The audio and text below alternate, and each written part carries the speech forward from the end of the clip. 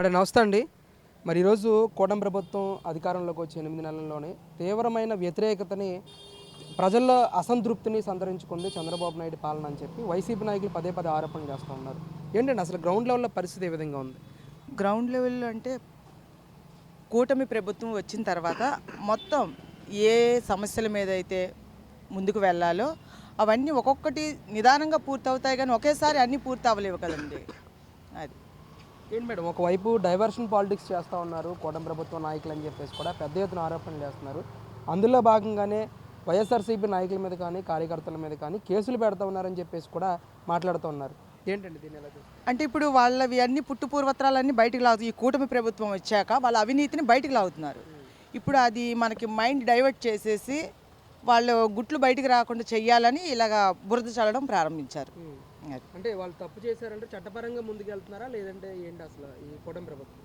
చట్టపరంగానండి ఎవరైతే ఏమేం చేశారో దానికి ధీటుగానే అది తప్పు అని బయటకు లాగుతున్నారు. దానివల్ల ఏంటంటే మనుషుల్ని ఎలా వీళ్ళ మీద బురద చల్లాలి, ఎందులో ఇరికించాలి అటువంటివన్నీ ప్రయోగాలు చేస్తున్నారు వీళ్ళు. అంటే 8 నెలల పాలనలో రాష్ట్రంలో ఎలాంటి మార్పులు మీరు గమనించారు చంద్రబాబు నాయుడు గారు అధికారంలోకి వచ్చిన తర్వాత? చాలా బాగుందండి. కూటమి ప్రభుత్వం చాలా బాగుంది. ఎక్కడికి వెళ్ళినా ఈ రోడ్ల పరిస్థితి అయితేనేమి, నెక్స్ట్ వాటర్కి సంబంధించినవి, ఈ పెన్షన్లు కానీ ఇవన్నీ అందుబాటులో అందరికీ అందుతున్నాయండి. అసలు మీ నియోజకవర్గంలో పరిస్థితి ఏంటండి? రోడ్ల పరిస్థితి కానీ ఇక్కడ డ్రైనేజ్ సిస్టమ్ కానీ ఏ విధంగా ఉంది? మా బోండా ఉమా గారండి మాకు దేవుడిచ్చిన వారం. అసలు అతని ఆధ్వర్యంలో అతను ఒక మాట చెప్పారంటే అలా అక్కడ ఆ పని అయిపోవలసిందే. ఎవరు కూడాను అన్నా నాకు ఈ పని కావాలన్నా మాకు ఈ సమస్య అన్నా అంటే ఆ సమస్యలకు ధీటుగా పోరాడే వ్యక్తి ఎవరైనా ఉన్నారంటే మా ఎమ్మెల్యే గారు బోండా ఉమామహేశ్వరరావు గారు. అంటే త్వరలో ఎమ్మెల్సీ ఎన్నికలు కూడా రాబోతూ ఉన్నాయి. సరే ఎలా ఉంటుంది అంటారు అసలు? కూటమి ప్రభుత్వంలోనే ఉన్నాం కదా సార్, మాకు ఇంకెవరు అడ్డున్నారు చెప్పండి. అంత సక్సెస్గానే జరుగుతుంది. అంటే ప్రజల్లో వ్యతిరేకత వచ్చేస్తుందని చెప్పేసి వీళ్ళు మాట్లాడుతూ ఉన్నారు. దాని ఎఫెక్ట్ ఏమైనా ఉంటుంది అంటారా? ఎఫెక్ట్ ఏమీ ఉండదండి. ఎఫెక్ట్ ఏమీ ఉండదు. అసలు అందరూ మేము ముందు ఉంటాం, మా కూటమి ప్రభుత్వం గెలిపించుకుంటాం అంటున్నారు. అది అంటే ఎలా ఉందండి? ప్రజలు సంతోషంగానే ఉన్నారా? మీరున్న ఏరియాలో మీరు ఏమన్నా అడిగి తెలుసుకుంటా ఉన్నారా? ఏంటి ఎలా ఉంది పరిపాలన అని? అడిగి తెలుసుకుని చాలా ముసలి వాళ్ళు అయితే చాలా సంతోషం వ్యక్తం చేస్తున్నారండి. ఇంటికి వచ్చి 5 గంటలకే పెన్షన్ తీసుకొచ్చి ఇస్తున్నారు. ఏదైనా సమస్య ఉంది అని ఒక మాట వెళ్ళి చెప్తే వెంటనే రెస్పాండ్ అవుతున్నారు. కింద కార్యకర్తలకి ఏంటి ఉన్న కార్పొరేటర్లకి ఏంటి వీళ్ళందరినీ చెప్పి ఇలా మీటింగ్లు పెట్టి వాళ్ళకి ఇది చేయాలి మీ డివిజన్లో ఏ పరిస్థితులు ఉన్నాయి, ఏ సమస్యలు ఉన్నాయి తెలుసుకుని వాళ్ళకి ఏం కావాలో అందుబాటులో ఉండి చెయ్యండి అని మా ఉమ్మగారు చెప్తున్నారండి. అంటే వాట్సాప్ గవర్నెన్స్ని కూడా తీసుకొచ్చారు నారా లోకేష్ గారు. అసలు దీనివల్ల ఎంతవరకు ఉపయోగకరం ఉంటుందంటారు ప్రజలకి? అంటే కొంతమందికి అవగాహన లేదండి, వాళ్ళకి మనం అవగాహన కల్పించాలి. ఇప్పుడు తాలూకా ఆఫీసు ఇటు అటు అని తిరిగి మనకి ఏ సమస్య వచ్చిందంటే ఇవన్నీ సచివాలయాలు ఇవన్నీ తిరుగుతున్నారు. ఇప్పుడు ఈ వాట్సాప్ దానికి సంబంధించిన వచ్చిన యాప్ గురించి కొంచెం అవగాహన కల్పించాలి.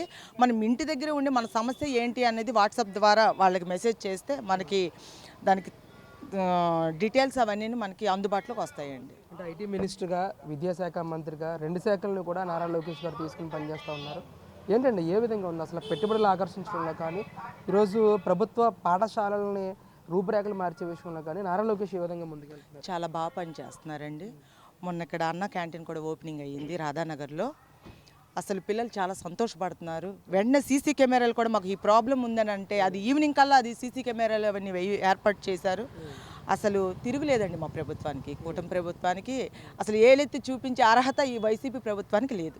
అంటే ఇప్పుడు ఒకవేళ జమిలీ ఎన్నికలు వచ్చినా లేకపోతే 2029 ఎన్నికలు వచ్చినా కూడా ఖచ్చితంగా కూటమి సింగిల్ డిజిట్కే పరిమితం అవుతుంది, అసలు గెలవరు అని చెప్పేసి పెద్దిరెడ్డి రామచంద్రారెడ్డి కానీ జగన్మోహన్ రెడ్డి తన కార్యకర్తలతో కానీ మాట్లాడుతూ ఉన్నారు. ఏంటి ఎలా చూస్తారు? 11 సీట్లు వచ్చేవాడు కూడా ఇలా మాట్లాడితే నవ్వొస్తుందండి. వాళ్ళకి అయిపోయింది, ఇంకా 30 ఏళ్ళ వరకు ఇంకా మాదే ప్రభుత్వం అని అన్నారు. వాళ్ళు ఇంకా రాసి పెట్టుకోవాలన్నమాట. ఇంకా జీవితంలో మేము పదవి అనేది స్వీకరించలేము, పదవిలో ఉండము అన్నది వాళ్ళకి ఒక నిర్ధారణకు వచ్చేసరికి ఇలా బురద చల్లుతున్నారు. అంటే వచ్చే నెల నుంచి జగన్మోహన్ రెడ్డి గారు కూడా పూర్తి స్థాయిలో ప్రజల్లో తిరుగుతానని చెప్పేసి మాట్లాడడం కానీ, జిల్లా స్థాయి కార్యక్రమాలు కూడా నిర్వహిస్తానని చెప్పేసి మాట్లాడుతూ ఉన్నారు. ఆయన ప్రజల్లోకి వస్తే కనుక ప్రజలు సపోర్ట్ చేసే అవకాశం ఉంటుందంటారా? ఏంటి పరిస్థితి ఎలా ఉంటుంది? చెప్పు తీసుకుని కొడతారు సార్. ఎందుకని మేడం? ఎందుకంటేను ఈ టిక్కో హౌసెస్ కానీ ఏదైనా కానీ ఇస్తామన్న సమయానికి ఎవరికి ఇవ్వలేదు. ఎందుకంటే ఆ ప్రభుత్వంలో వాళ్ళు ఇచ్చారు మేము ఇచ్చేది ఏంటి అని సొంత పెత్తనాలు చేశారు. అప్పులు చూపించి దిగారు. ఆ అప్పులు ఇవన్నీ కూటమి ప్రభుత్వం ఇప్పుడు భరిస్తూ ఈ అప్పులని తీరిస్తే కదా సార్. ఇప్పుడు అప్పు తీరిస్తేనే అప్పు ఇస్తారు. మాకు ఏమి ఇవ్వాలన్నా చెయ్యాలన్నా మరి తీసుకురావాలి కదా సార్. అసలు మొత్తం ఖాళీ చేసేసాడు. ఆ ప్యాలెస్లో కూర్చొని ఆ సమోసాలు అవి పిజ్జాలు తిని వాటికే ఇంత ఖర్చు అయిందని చూపిస్తుంటే మాకు నవ్వు వస్తుంది.